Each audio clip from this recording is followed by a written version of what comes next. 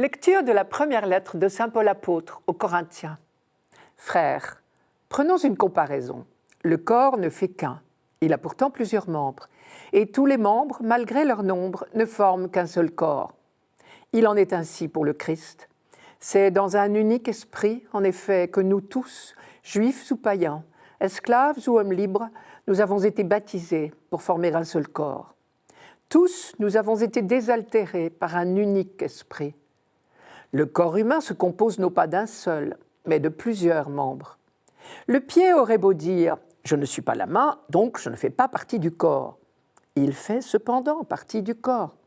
L'oreille aurait beau dire « je ne suis pas l'œil, donc je ne fais pas partie du corps ». Elle fait cependant partie du corps.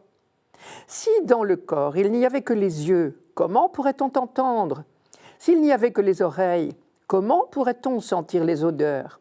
Mais dans le corps, Dieu a disposé les différents membres comme il l'a voulu.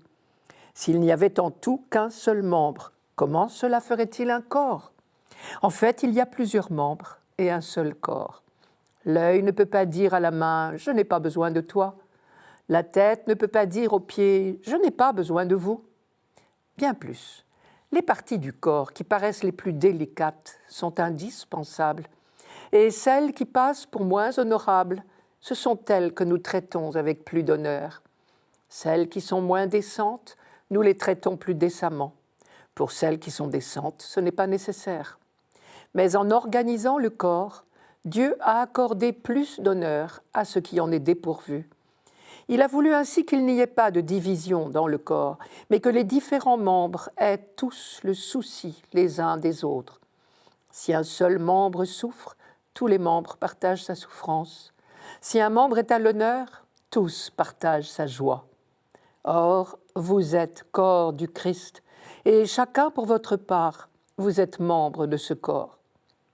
Parmi ceux que Dieu a placés ainsi dans l'Église, il y a premièrement des apôtres, deuxièmement des prophètes, troisièmement ceux qui ont charge d'enseigner.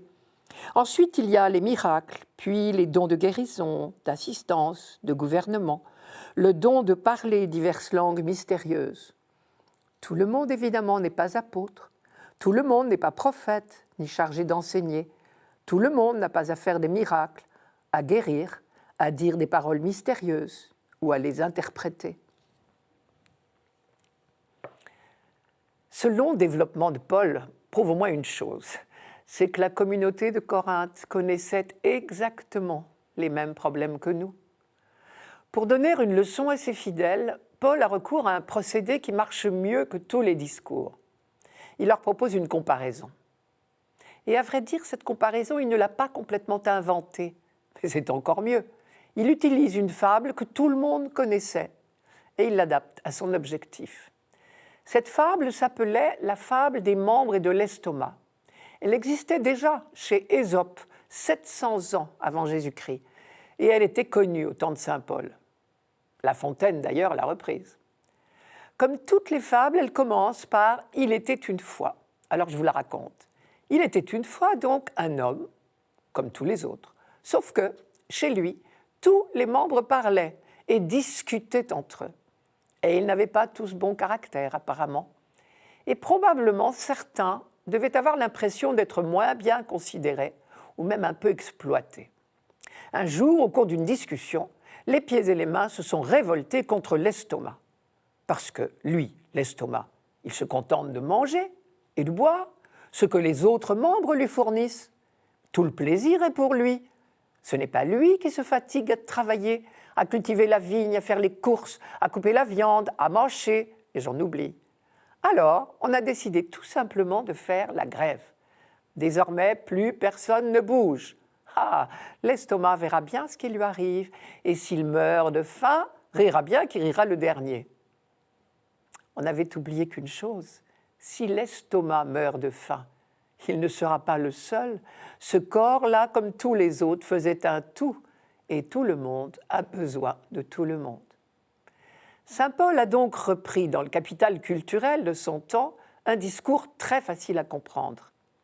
Et pour le cas où malgré tout on ne comprendrait pas, il s'est donné la peine d'expliquer lui-même sa parabole du corps et des membres. Et pour lui, la morale de cette histoire, c'est « nos diversités sont notre chance, à condition d'en faire les instruments de l'unité ».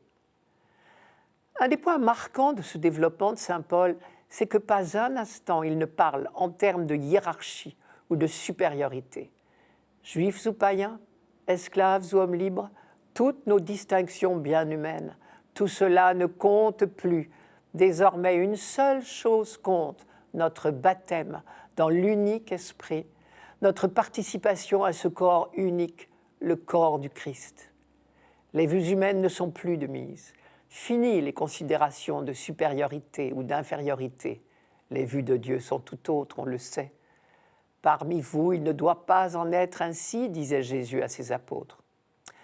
Mais avouons-le, ne plus penser en termes de supériorité, de hiérarchie, d'avancement, d'honneur, c'est bien difficile. Paul, au contraire, insiste sur le respect dû à tous, simplement parce que la plus haute dignité, la seule qui compte, c'est d'être un membre, quel qu'il soit, de l'unique corps du Christ.